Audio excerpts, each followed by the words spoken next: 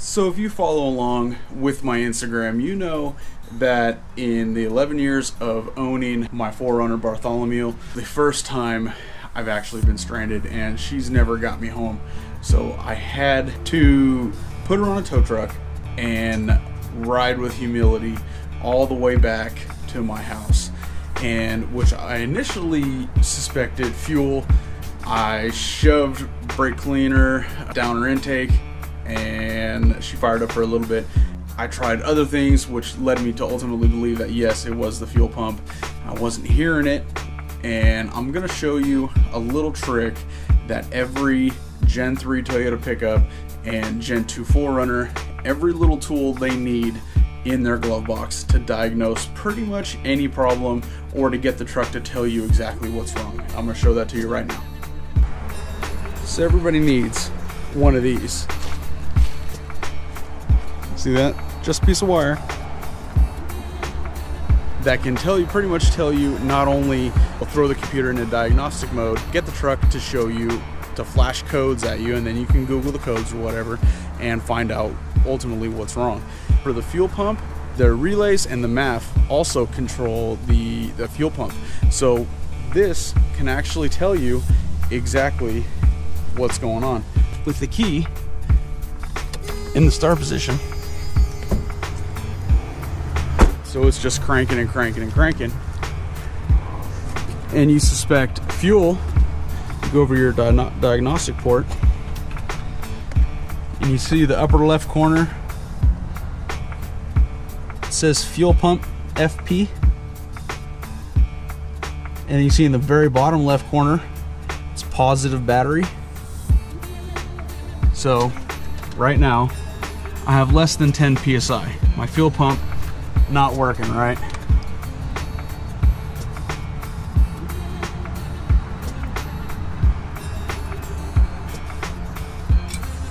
See that? You jump the fuel pump, you bypass the MAF, you bypass your EFI relay and your other relay in the cab, and that actually kicks the fuel pump on. So if you suspect fuel or your truck dies and you're on the side of the highway and you need to get home, this could very well get you home, because if the part of the MAF sensor that controls the fuel pump, if that goes bad, if your EFI relay goes bad or anything like that, or any other anything else that causes the fuel pump to malfunction, you shove this little guy in your diagnostic port and you'll manually jump the fuel pump and you can get yourself home. So what we're gonna do is, I thought, I'm gonna put this back in here. So originally I thought that my Quantum fuel pump, the same exact pump that I just put in the red sled, I thought the one in the 4runner went bad.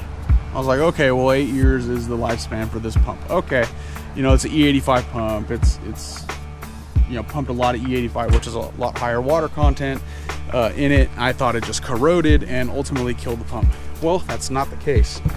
So what happened was, when I first installed this pump about eight years ago, I did not use heat wrap that had adhesive in it, and I'm guessing that the ethanol just slowly ate at the heat wrap and it just corroded the wires all the kingdom come.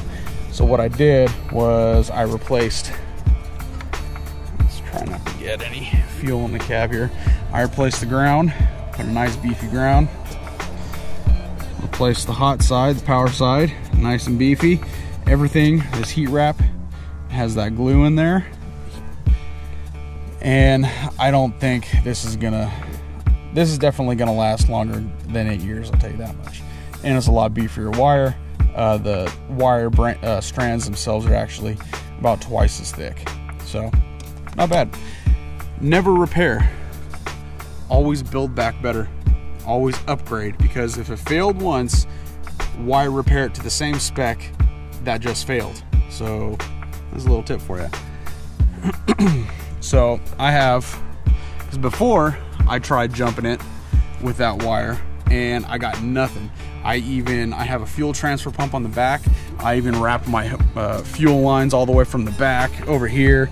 And even though those are dual 90s, 90 liter per hours, two of them, they didn't have the pressure to suck through. They weren't strong enough to suck fuel through the quantum sock here and back up to the pumps, from the pumps all the way back into the motor's feed line, through the filter to the motor. I mean, it was just too much. I mean, I doubt even this 3/4 could do it, but I am going to test that out. I'm going to put a massive, I think I'm going to put a 450 on the back there, so in case this pump ever does go out, I'm not going to be stranded like I was. Not only did it suck because I spent an extra 6 hours stranded pretty much, but it happened at work, and I take this thing out in the middle of nowhere, and I can't have that where I have no phone reception. Nobody is on my channels, on my CBs, my hams, anything like that. So that would really suck, because I don't want to be hiking in the middle of the woods, possibly at night or in the morning or whenever, in the middle of nowhere. That would just, I need this thing to be reliable. That's what I designed it. It's what I built it for, and it's good that I broke down in the middle of the city, and I had to wait, even though I had to wait 6 hours for a flatbed, because I don't like those tow behinds, because those guys are, and plus 4-wheel drive, I don't want no, I don't, if it's not running, if it's not spinning by under its own power, I don't want it to spin. So I'm going to show you how that works. Just like on the red sled over there. Check this out.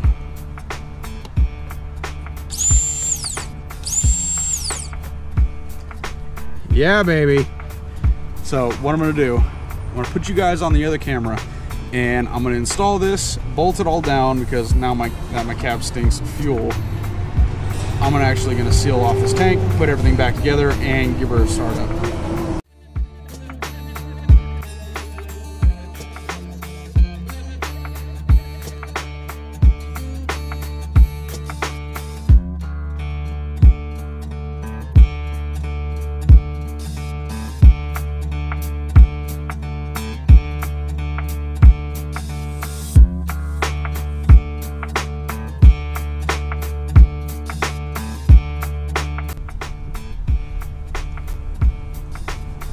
So now that everything's back together, let's see if she'll fire up. No jumper. Clean old motor, huh?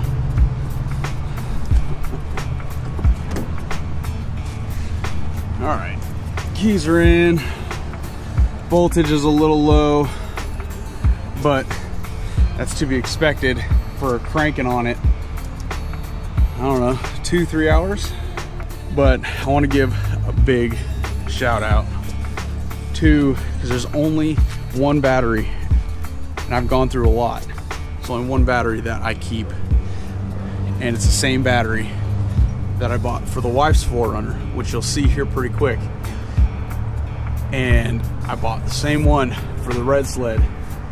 They're Optima 30, I think the 3478 series. Yellow top, and I got a blue top. This is for my deep cycle system and my charger over there. If you want to see how to install dual batteries in your truck, I'll leave a description below, and I'll also put it up top for you. But that's the only battery that I'll run, and it still has juice. It's still after cranking on it for 2-3 hours. After this thing's breathing brake clean, more brake clean. All right, so it's in neutral. Let's see if it'll run.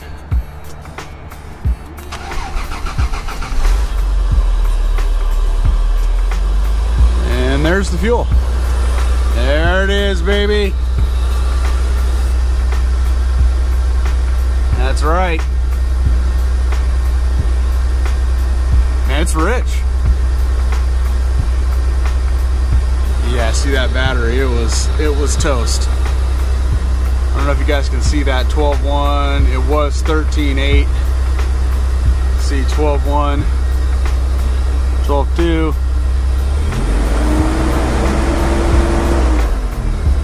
Oof, exhaust stinks.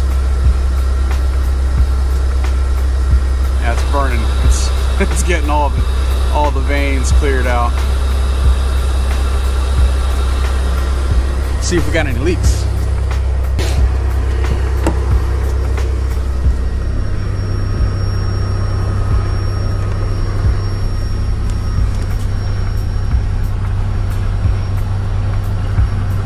Just mud and dirt. That's normal. All dry, dry as a bone. That's your return. Got that return right? Yes, I did. Excellent. Oh, old wiring. Something so small. 5 cents. 10 cents max worth of stuff got me stranded. Luckily, I got AAA. And if you drive one of these old turds, you might have AAA too. Ooh, alternator.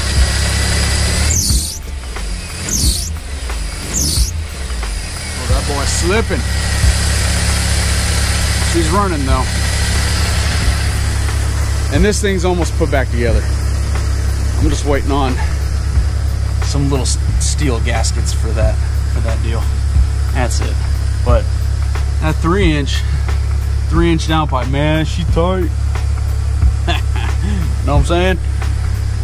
Yep, she close to that steering shaft. You guys probably can't see that, but anyway. Yep. So that's it. She's fixed. Back on the road. Now I'm gonna get another probably 450 fuel pump for the back, my transfer unit. But anyways, hopefully you guys got some value.